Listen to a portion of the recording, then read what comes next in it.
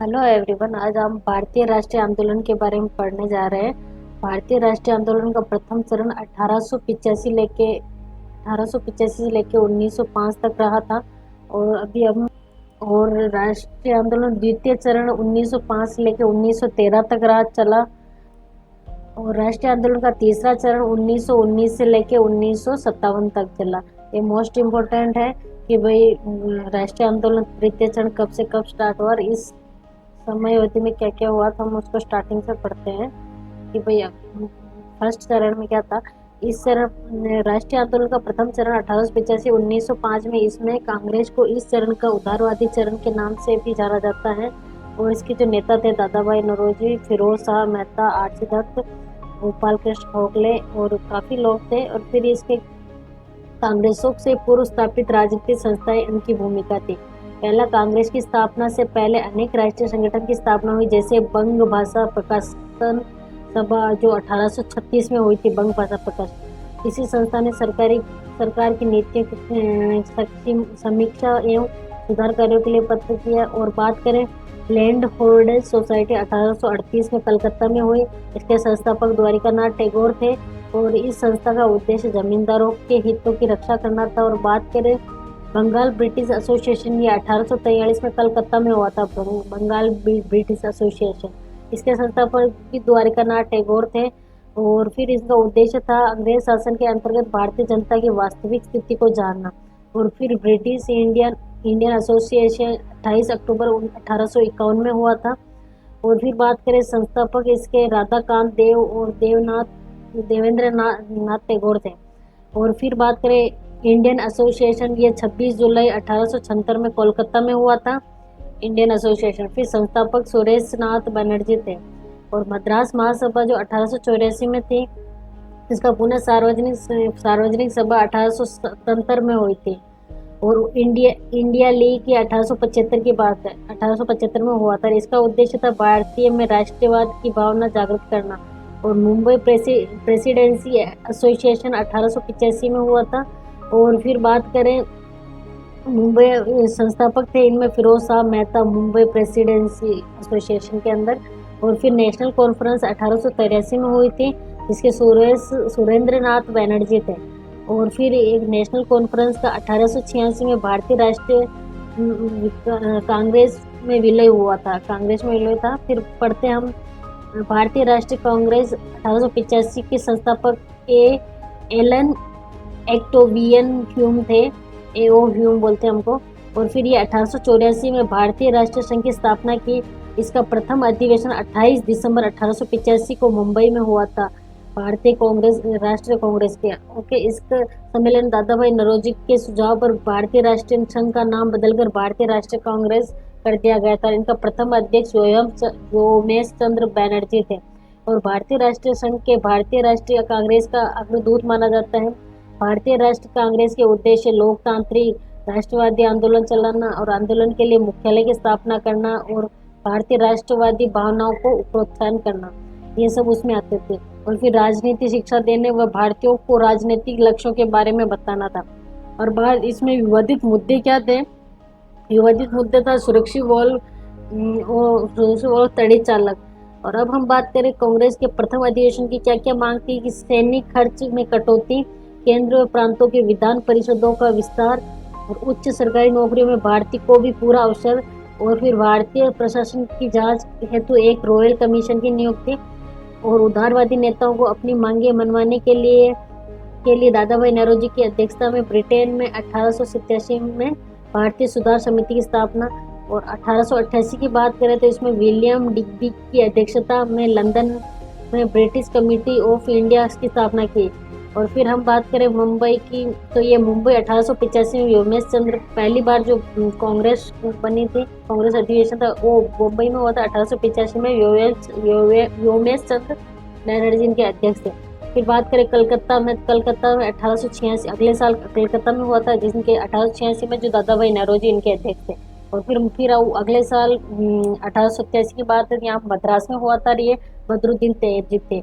और फिर लास्ट में 1888 में है इलाहाबाद में हुआ था, जो जॉर्ज यूल थे। और कांग्रेस की अध्यक्षता करने वाले प्रथम मुस्लिम अध्यक्ष बदरुद्दीन तैयब जी थे। और फिर बात करें नरमपंथी नेता दादा भाई नौरोजी ने grand old man of India कहा जाता है, great great old man of India कहा जाता है। और अब बात करते हैं हम राष्ट्रीय आंदोलन के द्वितीय चरण की, जो 1905 से लेकर 1913 तक चला। राष्ट्रीय आंदोलन का द्वितीय चरण, इस काल में नव राष्ट्रीयवाद और उग्रवाद के उदय का काल माना जाता है। उग्रवाद का उदय हुआ था, नव राष्ट्रवाद। इसी समय स्वदेशी आंदोलन और क्रांतिकारी आतंकवाद की शुरुआत हुई। इसके प्रमुख नेता लाला लाजपत राय, बाल गंगाधर तिलक, विपिन चंद्र पाल एंड अरविंद घोष। और इनकी किताबें भी हम एक बार देख लेते। अरविंद घोष ने भवानी मंदिर और लोकमान्य बाल गंगाधर तिलक की गीता रहस्य, आर्किटेम होम ऑफ द वेदांत। और फिर महात्मा गांधी की बात करते तो हिंद स्वराज 1909 में बनी, और सुभाष चंद्र बोस की द इंडियन स्ट्रगल आत्मकथा है। फिर हम बात करें तो बाल गंगाधर तिलक का जो समाचार पत्र का नाम था केसरी मराठा था, केसरी मराठी जो मराठी में था, या फिर इंग्लिश में। फिर चंद्रपाल न्यू इंडिया था। लाला लाजपत राय का पंजाबी था। और अरविंद घोष का वंदे मातरम समाचार पत्र था। और फिर बात करें एनी बेसेंट का था कॉमन बिल जो साप्ताहिक था, न्यू इंडिया दैनिक नाम से था, मतलब अब उसका नाम था। कृष्ण कुमार मित्र का संजीवनी था। सुरेश नाथ बनर्जी का बंगाली था। और अब बात करें अश्विन कुमार का स्वदेशी था।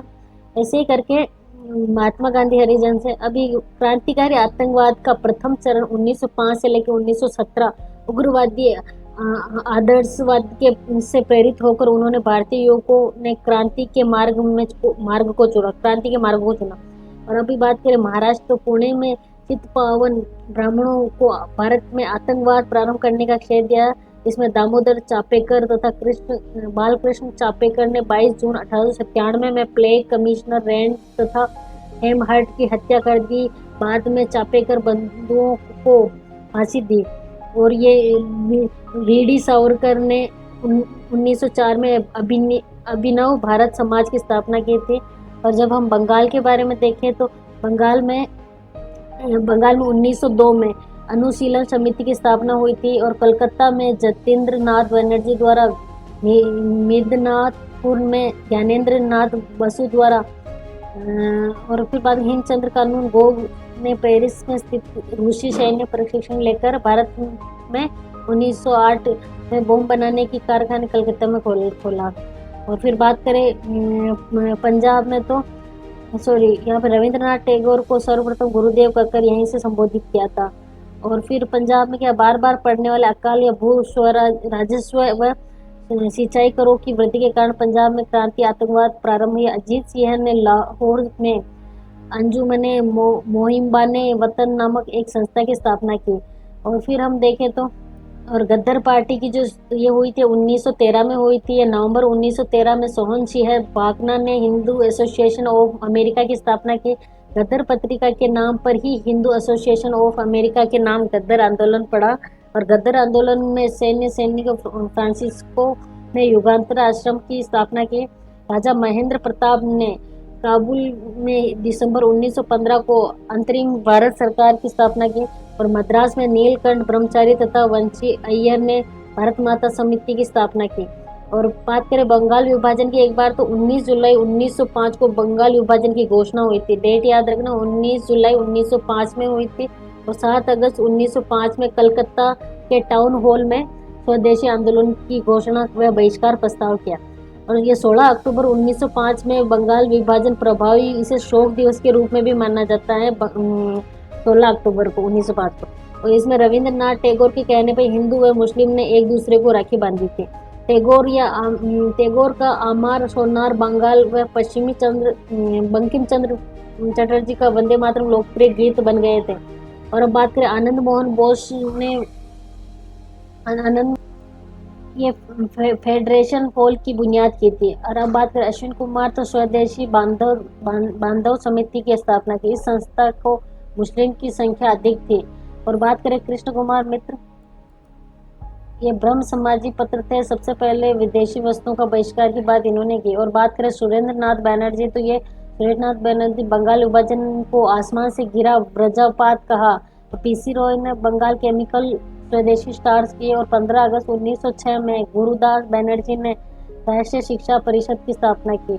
और फिर देखें तो Arvind Nath Tagore Indian society of oriented arts किया। और फिर देश के अन्य देश भागों से स्वदेशी आंदोलन के नेता महाराष्ट्र से तिलक थे, पंजाब से लाला लाजपत राय जी थे और मद्रास से चिदम्बर पिल्ले थे और आंध्र प्रदेश से हरि सर्वोत्तम राव थे, जबकि दिल्ली से सैयद हैदर रजा थे।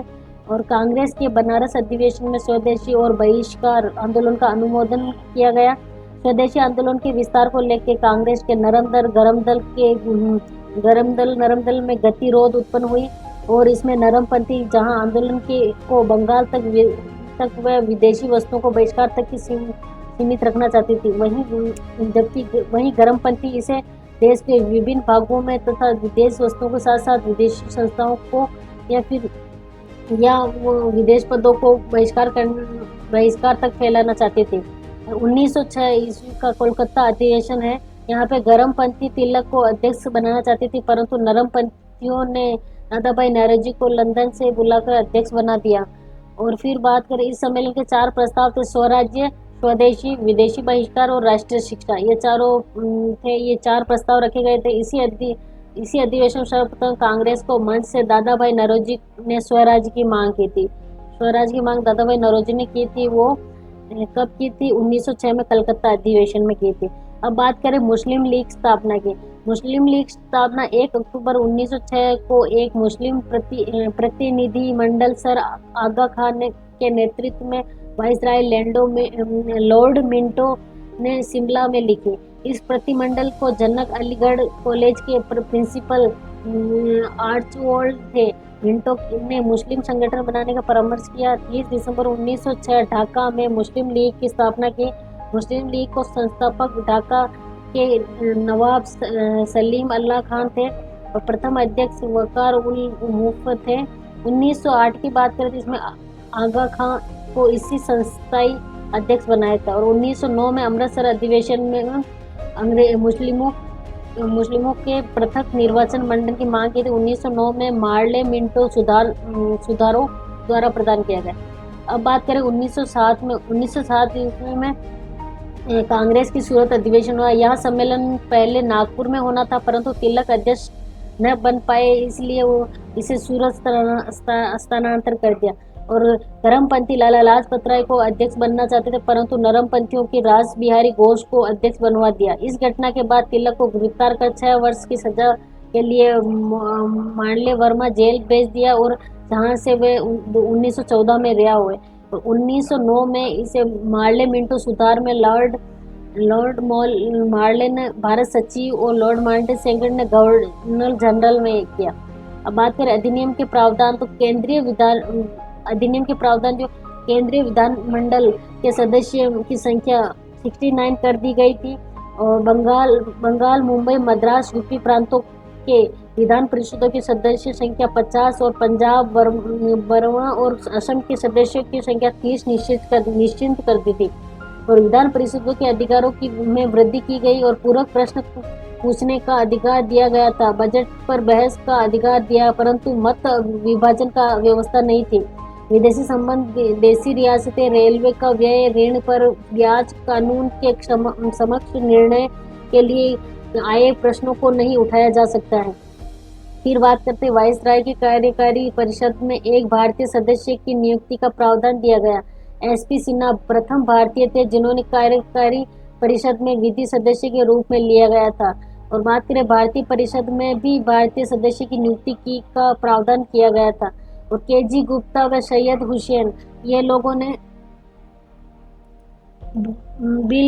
बिलमनी 1907 में भारतीय परिषद के सदस्य थे और मुसलमानों के लिए पृथक निर्वाचन क्षेत्र की व्यवस्था की गई है।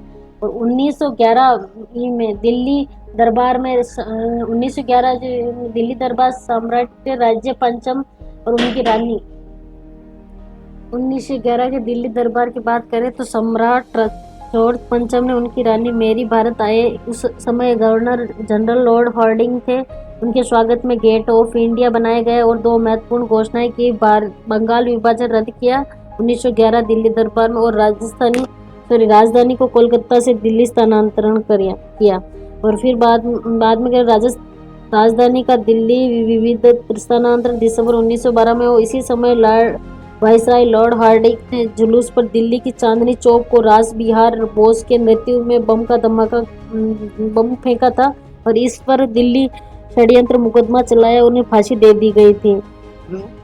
रास बिहारी बोस को फांसी दे दी गई थी। अवध बिहार, और इसके 4 थे, अवध बिहार थे, अमीर चंद्र थे, बाल मुकुंद थे, बसंत कुमार थे। और जब बंगाल विभाजन को रद्द होने के बाद उड़ीसा और बिहार को बंगाल से अलग कर दिया गया और असम को पुनः 1874 में की स्थिति में लाया गया, जब असम में लिहाटी शामिल किया गया।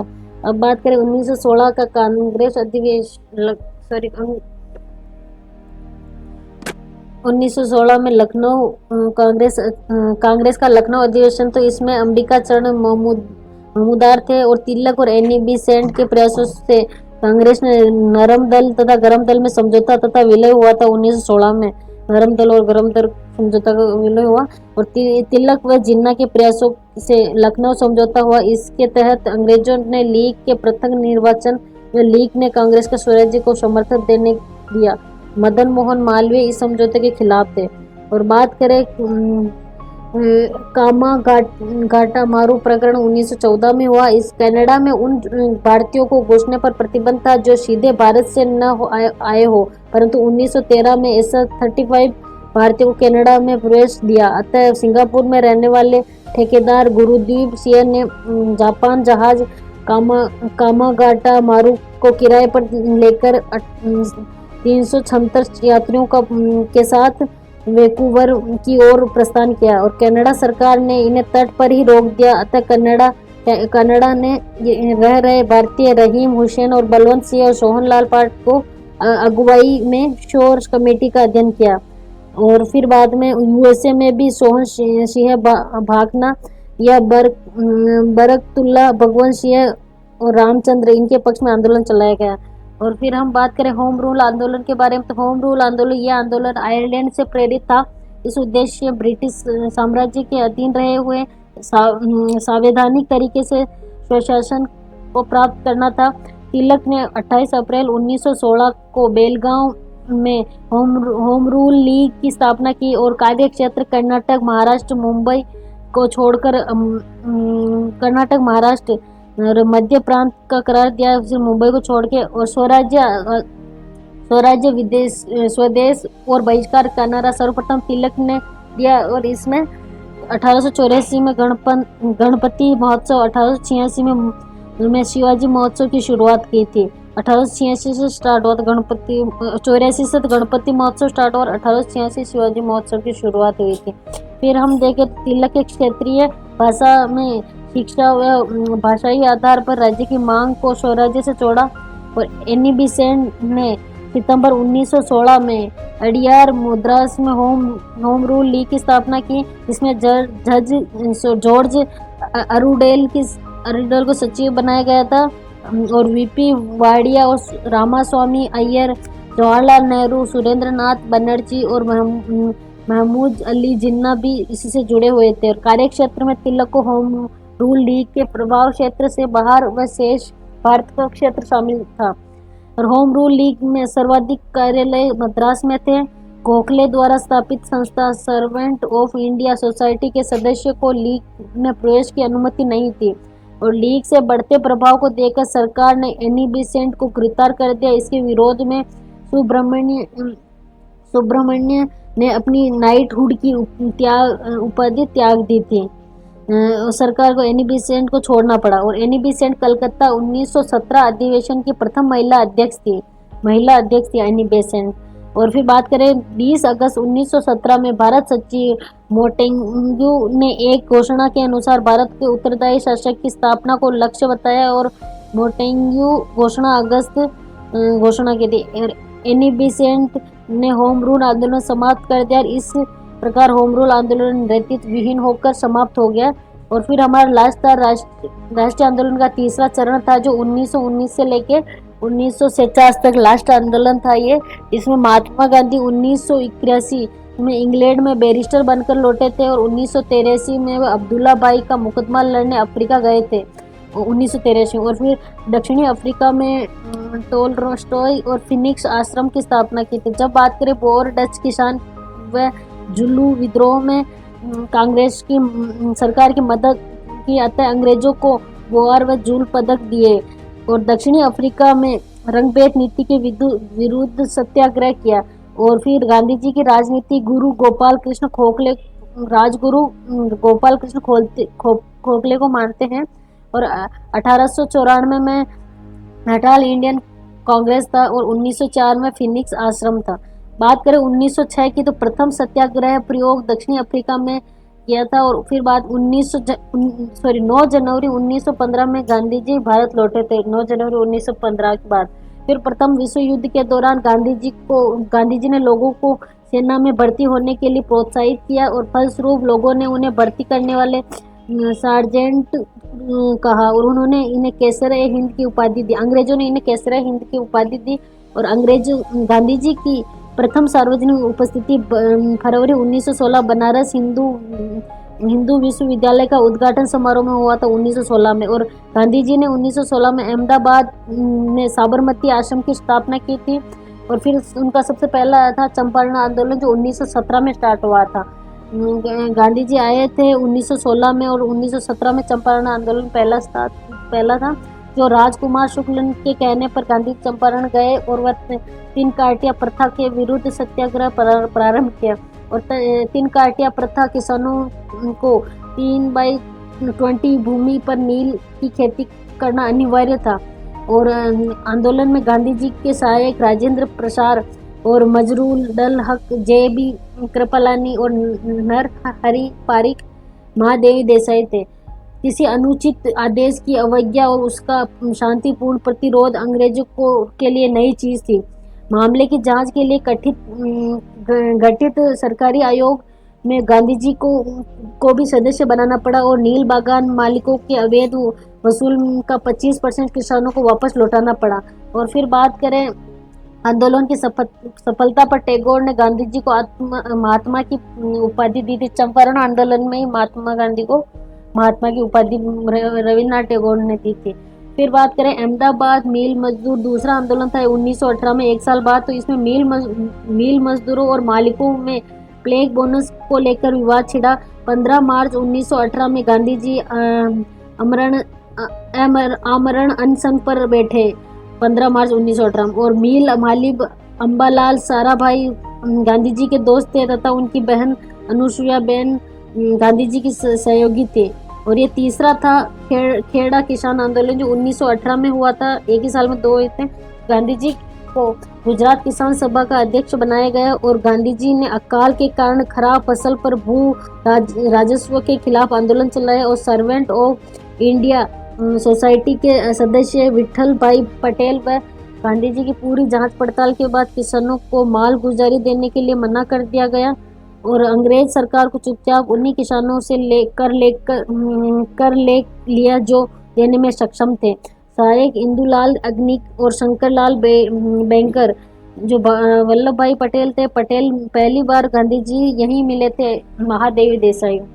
फिर था रोलेक्ट कानून के विरुद्ध सत्याग्रह आंदोलन 1919 में हुआ था। रोलेक्ट एक्ट कानून, ये सर सिडनी रोलेक्ट की अध्यक्षता में सेडिशन समिति का गठन था। और समिति के संस्तुतियों के आधार पर फरवरी 1919 में 2 विधेयक पारित किए गए। इन दोनों विधेयकों को रोलेक्ट एक्ट या आतंकवादी अपराध अधिनियम कहा जाता था। इनके अनुसार मजिस्ट्रेट को यह अधिकार था कि वह किसी को संदेहास्पद स्थिति वाले व्यक्ति को गिरफ्तार करके उस पर मुकदमा चला सकता है, बिना अपील, बिना वकील, बिना दलील का कानून था। रोलेक्ट एक्ट को भारत ने काला कानून की संज्ञा दी थी। और गांधी जी ने इसके विरोध में बॉम्बे में सत्याग्रह सभा की स्थापना की, जो फरवरी 1919 में थी। और 6 अप्रैल 1919 में अखिल भारतीय हड़ताल, प्रथम हड़ताल का आयोजन किया गया। और स्वामी सदानंद ने गांधी जी को दिल्ली आमंत्रित किया, परंतु अंग्रेजों ने उन्हें पलवल हरियाणा से ही गिरफ्तार कर बॉम्बे छोड़ दिया। और अमृतसर में डॉक्टर सतपाल और सैफुद्दीन किलचलू की गिरफ्तारी के विरोध में आयोजित शांतिपूर्ण जुलूस को पुलिस द्वारा रोकने पर भीड़ उग्र हो गई तथा 5 श्वेतों की हत्या कर दी गई और सरकार ने ये मार्शल लॉ लगाकर प्रशासन आर डायर नामक अधिकारी को सौंप दिया। और फिर बात करते हैं हम जलियांवाला बाग हत्याकांड। जलियांवाला बाग हत्याकांड 13 अप्रैल 1919 में हुआ था और यह बैसाखी का दिन था। अमृतसर के जलियांवाला बाग में गोलीकांड और नेताओं के किचलू सत्यापाल की गिरफ्तारी के विरुद्ध एक शांतिपूर्ण सभा का आयोजन किया गया था। सभा स्थल पर उपस्थित अंग्रेज जनरल ओडायर ने बिना पूर्व सूचना तथा चेतावनी के भीड़ पर गोलियां चलवा दी और हंसराज नामक भारत ने डायर की सहायता की थी और हत्याकांड के विरोध में टैगोर ने सर की उपाधि त्याग दी तथा शंकरन नायर ने गवर्नर जनरल की कार्यकारी परिषद से इस्तीफा दे दिया और हाउस ऑफ लॉर्ड्स ने डायर को ब्रिटिश साम्राज्य शोर से कहा ब्रिटिश साम्राज्य का शेर कहा था और फिर गुरुद्वारा कमेटी ने इसे शेह की उपाधि वह भेंट की क्योंकि वह समय गुरुद्वारा पर उदासीन महंतों की कब्जे थी।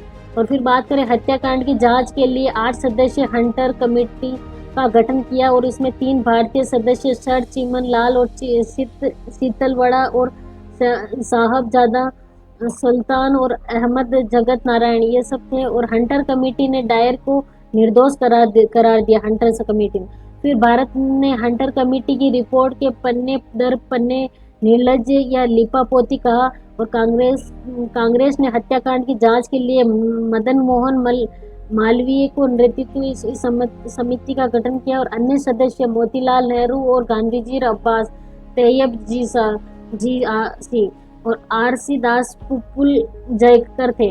और अभी है खिलाफत आंदोलन। देखें तो खिलाफत आंदोलन सर्वप्रथम विश्व युद्ध के बाद ब्रिटेन व तुर्की के बीच संपन्न सर्विस की संधि हुई थी सिरवस की संधि हुई थी द्वारा तुर्की के सुल्तान खिलाफा के अधिकार छीन गए और तुर्की साम्राज्य विभिन्न हो गए। फिर मोहम्मद अली व शौकत अली के नेतृत्व में खलीफा को न्यायोचित व्यवहार करने के लिए अंग्रेजों के खिलाफ भारतीय मुसलमानों का आंदोलन था। और फिर मुख्य मांगे क्या थी? पहले के ओटोमन साम्राज्य की सभी इस्लामी पवित्र स्थानों का खलीफा का नियंत्रण बना रहे। पहले के ओटोमन साम्राज्य के सभी इस्लामी पवित्र स्थानों का खलीफा का नियंत्रण बना रहे और जजीरात अरब, सीरिया, इराक और फिलिस्तीन इस्लामी प्रभुता के अधीन रहे और खलीफा के पास इतने क्षेत्र हो गए कि इस्लामी विश्वास को सुरक्षित रखने के योग्य बन चुके थे। और फिर खिलाफत आंदोलन के मुख्य नेता मोहम्मद अली, शौकत अली और मौलाना आजाद और हकीक अजमल खान तथा हजरत मोहिनी थे। और मोहम्मद अली व डॉक्टर अंसारी के रूप में एक प्रतिनिधि मंडल सरकार तक शिकायत पहुंचाने के लिए इंग्लैंड किया और नवंबर 1919 में दिल्ली में आयोजित अखिल भारतीय खिलाफत आंदोलन की अध्यक्षता कांग्रेस ने की थी और 9 जून 1920 में इलाहाबाद में खिलाफत कमेटी में अहिंसक और असहयोग आंदोलन शुरू किया जो गांधी जी को अगुवाई का अधिकार सौंपा था। और 31 अगस्त 1920 से खिलाफत आंदोलन असहयोग आंदोलन का हिस्सा बन गया था और 1924 ईस्वी में ये आंदोलन उस समय समाप्त हो गया था जब तुर्की को कमाल पाशा के नेतृत्व में बनी सरकार ने खलीफा के पद को समाप्त कर दिया। अगस्त की घोषणा क्या थी? इसमें भारत सचिव मोटेंग्यू ने 20 अगस्त 1917 को ब्रिटेन की कॉमन सभा में एक प्रस्ताव पढ़ा गया था जिसमें भारत के प्रशासन की हर शाखा में भारतीयों को अधिक प्रतिनिधि दिए जाने की बात रखी। मोटेंग्यू ने कहा कि शिक्षित भारतीयों की मांग निसंदेह उनका अधिकार है तथा उन्हें उत्तरदायित्व संभालने का आत्मनिर्णय का अवसर दिया जाना चाहिए। और 1919 का भारतीय परिषद अधिनियम मोटेंग्यू भारतीय सचिव जेम्स फोर्ड सुधार गवर्नर जनरल थे जो विलियम डिक्यू, भूपेंद्र नाथ बसु और चार्ल्स रोबोट थे और ब्रिटिश संसद सदस्य जिनके प्रश्न के उत्तर में मोटेंग्यू घोषणा की थी कि मैं नेतृत्व में समिति गठित की जाएगी जिनके इन सुधारों का मसौदा तैयार किया जाएगा। और बात करें एक्ट के प्रावधान की, तो एक्ट के प्रावधान यहाँ पे गृह सरकार में परिवर्तन, भारतीय परिषद की सदस्य की संख्या 15 से घटाकर 8 कर दी गई है और भारतीय परिषद के सारे खर्च ब्रिटिश राजकोष पर भारित किए गए थे। और भारतीय उच्च आयुक्त का नया पद सृजित किया गया जो कि भारतीय सरकार के लिए इंग्लैंड से वस्तुओं की आपूर्ति करता था। इनके सारे खर्च भारतीय राजकोष पे आधारित थे। और फिर बाद में हम देखें तो ये असहयोग आंदोलन के बारे में देखें तो असहयोग आंदोलन सितंबर 1920 में कलकत्ता के विशेष अधिवेशन में गांधी जी ने असहयोग का प्रस्ताव पेश किया था। कांग्रेस में तमाम बड़े नेताओं के विरोध के बावजूद मोतीलाल नेहरू ने अली भाइयों के सहयोग से गांधी जी प्रस्ताव पास करवाने में शामिल रहे और दिसंबर 1920 में नागपुर राघवाचारी के नियमित अधिवेशन में सी.आर. दास ने ही प्रस्ताव रखा जिसे कांग्रेस द्वारा अनुमोदन कर लिया गया। इस अधिवेशन में कांग्रेस के संविधान में परिवर्तन किए गए और फिर प्रांतीय कांग्रेस कमेटियों में अब भाषाई आधार पर पुनर्गठन हुआ और कांग्रेस ने का नेतृत्व 15 सदस्यों के एक वर्किंग कमेटी को सौंपा गया। और फिर आंदोलन चलने के लिए तिलक स्वराज्य फंड की स्थापना की जो 1 अगस्त 1920 की तिलक की मृत्यु हो गई। इसी दिन असहयोग आंदोलन प्रारंभ हो गया था।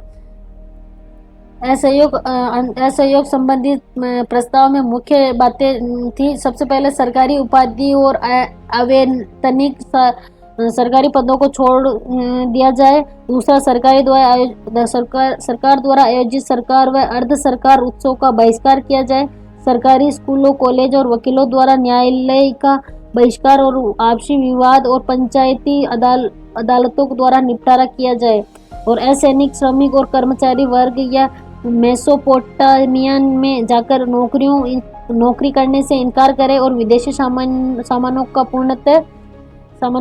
पूर्णतः बहिष्कार किया जाए। और गांधी जी ने विधान परिषद के बहिष्कार से सी.आर. दास व स्कूल के बहिष्कार से लाला लाजपत राय सहमत नहीं थे। असहयोग आंदोलन की सफलता के लिए गांधी जी द्वारा अपनाए गए रचनात्मक कार्य थे। पहला, शराब का बहिष्कार जो हिंदू मुस्लिम एकता और अहिंसा पर बल और छुआछूत से परहेज, और फिर स्वदेशी वस्तुओं का प्रयोग और खादी का प्रयोग, कड़े कानून का सविनय अवज्ञा करना। और गांधी जी ने आश्वासन दिया कि असहयोग के तरीके को अपनाते हुए यदि इन कार्यक्रमों पर पूरी तरह अमल हुआ तो 1 वर्ष के भीतर ही आज़ादी मिल जाएगी। और आंदोलन की प्रगति, गांधी जी को कैसरे हिंद की उपाधि व जल्लू व बोर पदक त्याग दिए और जमनालाल बजाज ने राय बहादुर की उपाधि त्याग दी थी। और अनेक राष्ट्रीय स्कूलों और कॉलेजों की स्थापना जिसमें जामिया मिलिया और इस्लामिया, अलीगढ़ और बिहार और विद्यापीठ और काशी और विद्यापीठ गुजरात विद्यापीठ प्रमुख थे। और नरेंद्र देव, डॉक्टर जाकिर हुसैन, लाला लाजपत राय, शिक्षक सुभाष चंद्र बोस और प्रधानाचार्य नेशनल कॉलेज कलकत्ता, सी.आर. दास और मोतीलाल नेहरू, राजेंद्र प्रसाद और शेफुद्दीन किचलू, राजगोपालाचारी, सरदार पटेल थी। प्रकाशक आसफ अली ने वकालत छोड़ दी। आंदोलन के दौरान सबसे पहले मोहम्मद अली को जेल हुई और सी.आर. दास व उनकी पत्नी बसंत देवी भी गिरफ्तार हुई। अप्रैल 1921 में प्रिंस ऑफ वेल के भारत आगमन पर उनका बहिष्कार किया और दिसंबर 1921 में अहमदाबाद अधिवेशन हकीम अजमल खान में इस अहिंसक आंदोलन को और तेज करने की प्रतिबद्धता दोहराई गई थी। असहयोग आंदोलन कई बार हिंसक भी हो गया था। मलाबार तट पर मोपला विद्रोह, 5 फरवरी 1922 में चौराचारी कांड, यूपी नामक स्थान पर उग्र भीड़ में आग लगा दी जिससे एक थानेदार और 21 सिपाही को मृत्यु हो गई। और स्तंभ और दुखी गांधी जी ने 22 फरवरी 1922 को बारदौली में हुए बैठक में असहयोग आंदोलन को समाप्त करने का निर्णय लिया। और 13 मार्च 1922 को गांधी जी को गिरफ्तार कर न्यायाधीश ब्रूमफील्ड ने गांधी जी को 6 वर्ष की सजा सुनाई। और न्यायाधीश ने कहा कि गांधी जी को वही दंड दे रहे हैं जो 1908 में लोकमान्य तिलक को दिया गया था। और फिर स्वास्थ्य संबंधी कारणों से गांधी जी को 5 फरवरी 1924 में ही रिहा कर दिया गया था। और फिर 1922 में उनको पकड़ा और 1924 में उन्हें रिहा कर दिया था 5 फरवरी, और उनको गिरफ्तार किया था 13 मार्च 1922 को और 5 फरवरी 1924 को रिहा कर दिया। फिर बात करें स्वराज्य पार्टी मार्च जो 1923 में स्टार्ट हुई थी। व असहयोग आंदोलन के बाद कांग्रेस दो भागों में विभक्त हो गई, परिवर्तनवादी और अपरिवर्तनवादी। परिवर्तनवादी विधान परिषदों से में पहुंचकर सरकारी गलत नीतियों को रोकना चाहते थे, सी आर दास मोतीलाल नेहरू थे, जबकि अपरिवर्तनवादी विधान परिषदों को भाग लेने के विरुद्ध थे, जैसे सी राजगोपालाचारी, राजेंद्र प्रसाद, वल्लभ भाई पटेल 1922 में गए और अधिवेशन में विधान परिषदों के चुनाव में भाग लेने का प्रस्ताव गिर गया। 1 जनवरी 1923 में इस्लामाबाद में सी आर दास, मोतीलाल नेहरू, विठल भाई पटेल, मदन मोहन मालवीय, जयकर के साथ मिलकर स्वराज्य पार्टी की स्थापना की। इसमें सी आर दास अध्यक्ष तथा मोतीलाल नेहरू सचिव बने। स्वराज्य पार्टी के उद्देश्य क्या थे? शीघ्र डोमिनियन स्टेटस प्राप्त करना और पूर्ण प्रांतीय स्वायत्तता और साक्षरता, सरकारी कार्यों में बाधा उत्पन्न करना।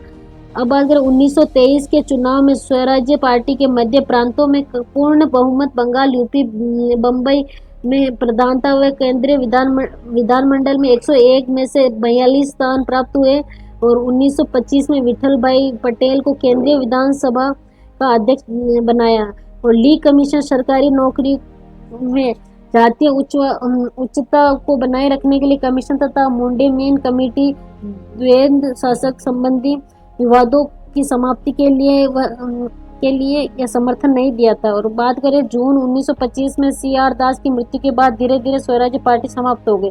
फिर था Simon commission, Indian century commission, statutory commission, जिसमें सर जॉन साइमन की अध्यक्षता वाले 7 सदस्यीय आयोग में एक भी सदस्य भारतीय नहीं था, सारे ब्रिटिश सांसद थे, अतः इन्हें श्वेत कमीशन भी कहा जाता था।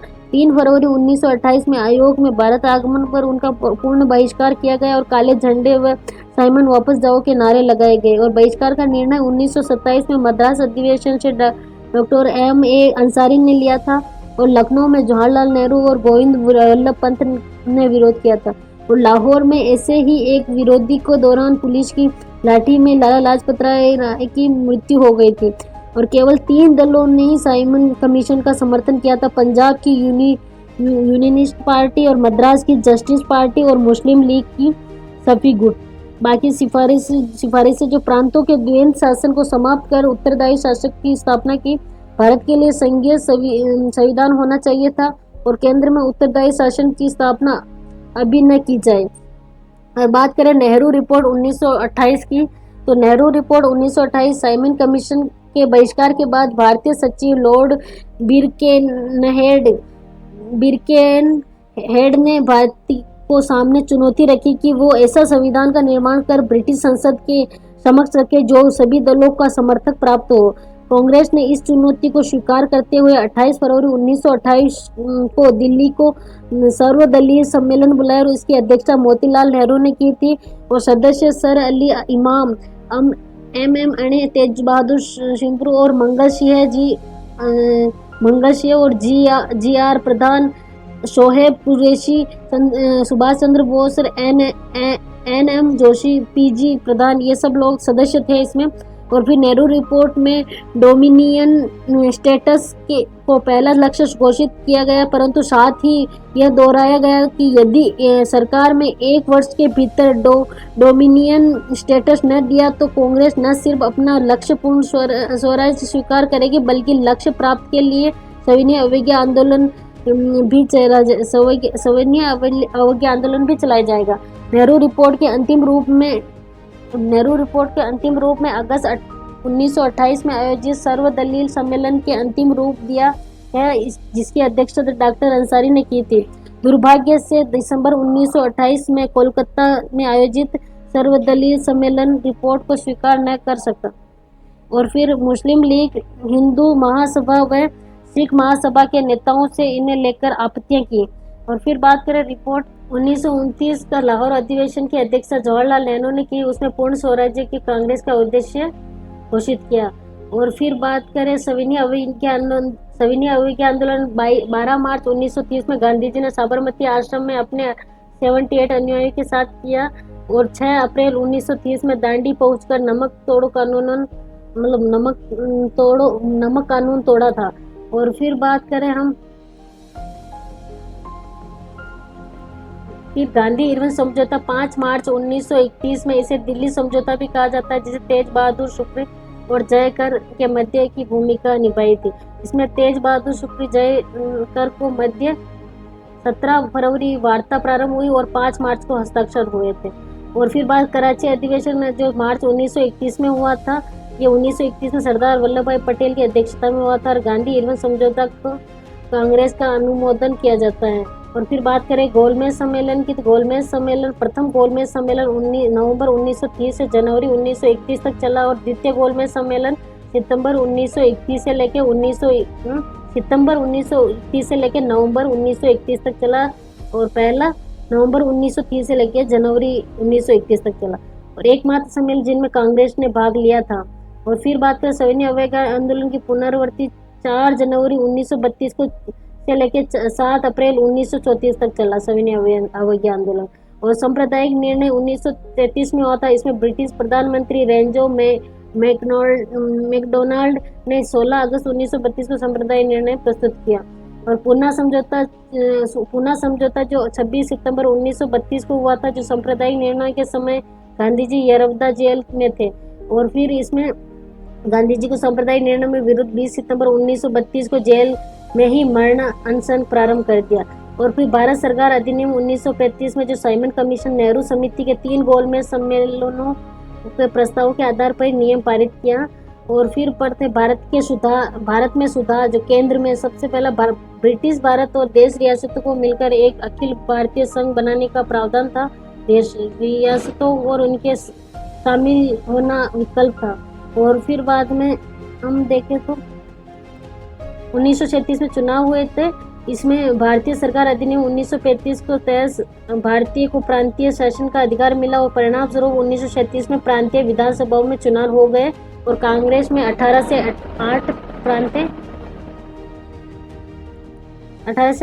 8 प्रांतों में अपनी सरकार बनी थी। अब व्यक्तिगत सत्याग्रह चलो दिल्ली चलो आंदोलन, तो अक्टूबर 1940 में ब्रिटिश निर्णय के विरुद्ध गांधी जी ने कुछ चुने हुए व्यक्तियों के साथ सीमित पैमाने पर सत्याग्रह चलाया। यह सत्याग्रह पवनार आश्रम से प्रारंभ हुआ था और प्रथम सत्याग्रह विनोबा भावे और द्वितीय सत्याग्रह जवाहरलाल नेहरू थे। और फिर हम देखें तो मुस्लिम लीग और लाहौर अधिवेशन 1940 को हुआ था। इसके अध्यक्ष मोहम्मद अली जिन्ना थे, जो 22 मार्च 1940 में अपनी अध्यक्षीय भाषण में जिन्ना ने भारत के अलग मुस्लिम राष्ट्रीय पाकिस्तान की मांग की थी। और 1930 में इकबाल ने मुस्लिम लीग के इलाहाबाद अधिवेशन में अपनी अध्यक्ष भाषण के पश्चिमोत्तर भारतीय राज्य की आवश्यकता का उल्लेख किया। और फिर बात करें क्रिप्स प्रस्ताव जो 1942 में आया था। जापानी फौजों को रंगून पर कब्जा और भारतीय सामंतों का सीधा खतरा था और 30 मार्च 1942 को क्रिप्स योजना प्रस्तुत की। और फिर बात करें भारत छोड़ो आंदोलन, अगस्त क्रांति बोली जाती है, जो द्वितीय विश्व युद्ध में जापान का प्रभुत्व बढ़ाया जा रहा था और वस्तुओं की कमी और बढ़ती कीमतों ने भारतीय जनता को असंतोष को और गहरा कर दिया। और 5 जुलाई 1972 को गांधी जी ने हरिजन में लिखा कि कांग्रेस भारत को जापान के लिए मत छोड़ो, बल्कि भारत को भारतीय के लिए व्यवस्थित रूप से छोड़ जाओ। और ये वर्धा प्रस्ताव 14 जुलाई 1942 में कांग्रेस कार्य समिति ने अंग्रेजों भारत छोड़ो प्रस्ताव पारित किया था। और गांधी जी ने अंग्रेजों को अपने प्रस्ताव को स्वीकार न किए जाने के लिए स्थिति चुनौती देते हुए कहा कि मैं देश की बालू से ही कांग्रेसों से बड़ा आंदोलन खड़ा कर दूंगा। और फिर आंदोलन का प्रारंभ 7 अगस्त 1942 में मुंबई में ग्वालियर टैंक में कांग्रेस का अधिवेशन हुआ और 8 अगस्त को गांधी जी ने भारत छोड़ो प्रस्ताव को स्वीकार लिया। और फिर स्वयं गांधी जी ने अपने 70 मिनट के भाषण में करो या मरो का मंत्र दिया। और फिर 9 अगस्त में तड़के ऑपरेशन जीरो ओवर के तहत कांग्रेस में सभी बड़े नेता गिरफ्तार कर लिए गए थे। और फिर गांधी जी को पुणे के आगा खां महल में अन्य नेताओं के अहमदनगर के किले में रखा गया था। कैबिनेट मिशन के बारे में देख लेते हैं हम। कैबिनेट मिशन प्रधानमंत्री क्लीमेंट एटली के तत्कालीन जलवंत समस्या पर विचार विमर्श के लिए कैबिनेट मिशन भारत भेजा था और 3 सदस्यीय आयोग था। पैथिक लॉरेंस भारतीय सचिव था और स्टैफोर्ड क्रिप्स भारतीय मंडल अध्यक्ष एवं एलेक्जेंडर नो सेना मंत्री थे। और बात करें 24 मार्च 1946 को दिल्ली पहुंचा और 16 मई 1946 को अपनी रिपोर्ट प्रस्तुत की। और अब लास्ट है भारतीय स्वतंत्रता अधिनियम 1946 को 4 जुलाई को ब्रिटिश संसद में पेश की, 18 जुलाई को स्वीकृति और 15 अगस्त 1947 को भारत व पाकिस्तान दो डोमिनियन राज्य अस्तित्व में आ जाएंगे और भारत व पाकिस्तान के पास राष्ट्रमंडल में अलग होने के पूर्ण अधिकार होगा और दोनों डोमिनियन स्टेट अपनी अपनी संविधान सभा का गठन करेंगे और दोनों के लिए अलग अलग गवर्नर जनरल होंगे। और नया संविधान बनाने के लिए संविधान सभा के 1935 के अधिनियम के अनुसार विधानमंडल के रूप में कार्य करेगा और सभी रियासतें ब्रिटिश संधियों से मुक्त हैं, वे स्वतंत्र रह सकती हैं और या किसी देश के साथ मिलकर भी रह सकती हैं। ब्रिटिश सम्राट ने टाइटल में केसरे हिंद की उपाधि समाप्त की। और विभाजन के प्रश्न में पटेल ने कहा, यदि कांग्रेस विभाजन स्वीकार नहीं करती है तो एक पाकिस्तान के स्थान पर कई पाकिस्तान बनते हैं। तो 2 अप्रैल को गांधी जी ने माउंटबेटन को से मुलाकात करके जिन्ना को सरकार बनाने के लिए आमंत्रण देने को कहा ताकि विभाजन रुक सके। नेहरू व पटेल ने इसका जमकर विरोध किया। गांधी जी ने इसके बाद सांप्रदायिकता के खिलाफ लड़ाई लड़ी और उनके इन प्रयासों की प्रशंसा से माउंटबेटन ने इन्हें वन मैन बाउंड्री फोर्स कहा था। और लास्ट खान अब्दुल गफर खान ने NWFP के पाकिस्तान से में मिलने पर कहा था कि कांग्रेस ने हमें भेड़ियों के आगे डाल दिया। बस ये